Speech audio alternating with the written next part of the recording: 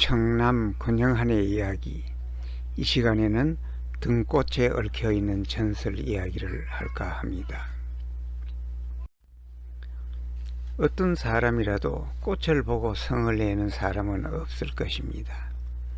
아름답게 피어 해맑은 웃음을 우리들에게 던져주는 꽃은 실로 우리 정서 생활에 없어서는 안 될 귀중한 동반자라고 생각합니다.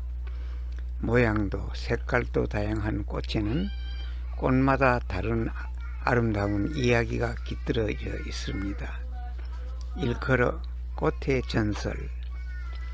여기서는 내가 90여 년간 살아오면서 보고 들은 그런 이야기를 해볼까 합니다. 오늘은 등나무 꽃에 대한 얘기를 합니다. 특히 백나무와 두 그루의 등나무 이야기입니다.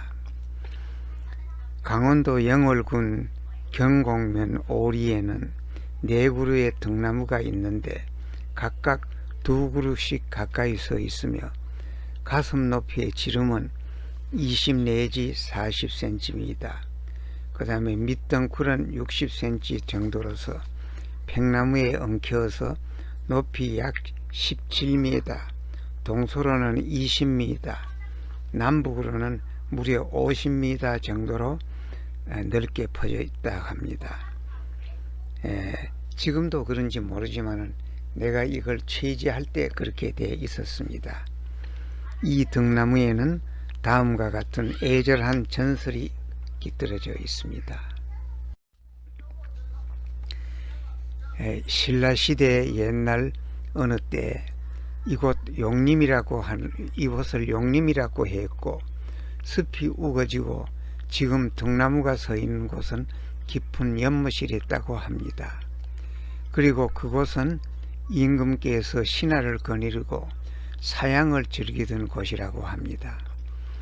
그리고 이 등나무를 용등이라고 했는데, 이것은 그 우글쭈글한 줄기의 형태가 마치 용 같다고 하는 데서 유래되었거나, 혹은 용림에서 자라는 등나무라는 뜻에서 어쨌든 이걸 용등이다, 그렇게 이름을 붙였다 합니다.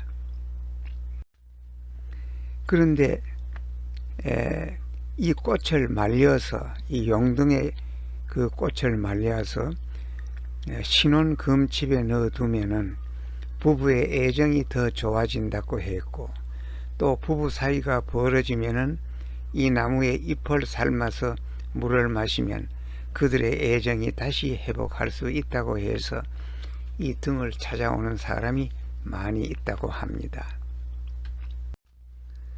그것은 다음 전설 때문에 유래된 것이라고 합니다.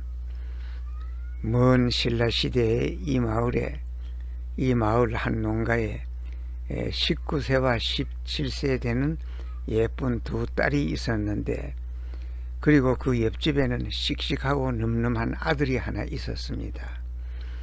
그런데 2 자매는 얼굴도 예쁠 뿐 아니라 마음씨 또한 착해서 온 마을에 부러움의 꽃이 됐더랬습니다.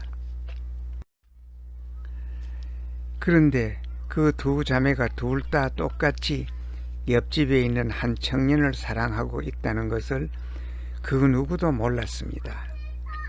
그러나 어느 날 옆집의 청년이 국가의 부름을 받고 싸움터로 떠날 때 그녀들은 비로소 같은 남자를 둘이가 사랑하고 있다는 것을 깨달았습니다.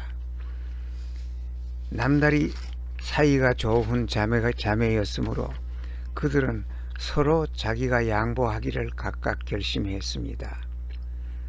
그런데 뜻하지 않게도 전쟁터에 나갔던 그 청년은 전사를 했다는 통보를 받았습니다.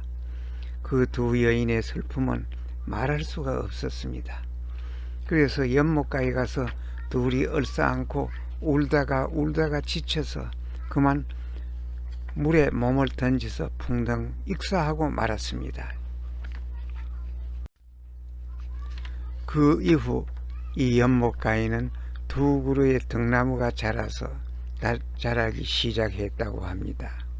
그런데 그때 죽은 줄만 알았던 옆집 청년은 훌륭한 화랑이 되어서 돌아와서 자기 때문에 세상을 던진 자매의 애달픈 소식을 듣고 자신도 이 연못가에 가서 몸을 던져서 죽으니 이 남자가 죽은 다음에 팽나무가 되었다고 합니다. 그래서 봄이면 두 그루의 등나무는 탐스러운 꽃송이를 터뜨리면서 그윽한 향기를 던지고 팽나무를 한층 더 힘차게 얼싸 안은 듯이 감고 올라가며 서로 조화를 이루는 듯이 보인다고 합니다. 그래서 이 꽃이 예쁘니까 이 꽃에 얽혀져 있는 이 이야기는 대부분 다 슬픈 이야기로 끝이 납니다. 경청해 주셔서 감사합니다.